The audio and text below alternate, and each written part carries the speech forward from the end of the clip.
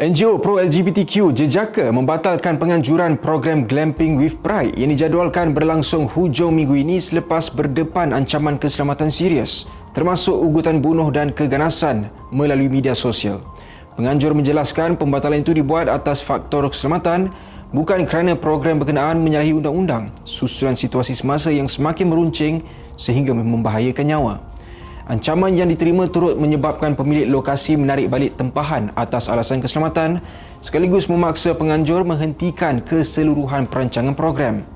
Jejaka memaklumkan semua ugutan telah didokumenkan dan akan dirujuk kepada pihak berkuasa melalui laporan polis.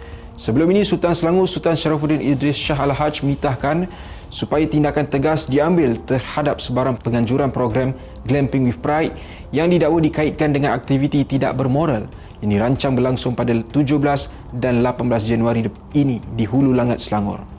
Sekian berita pilihan Telus Malaysia. Untuk berita penuh, layari telusmalaysia.com. Saya Faris Daniel. Assalamualaikum dan salam hormat.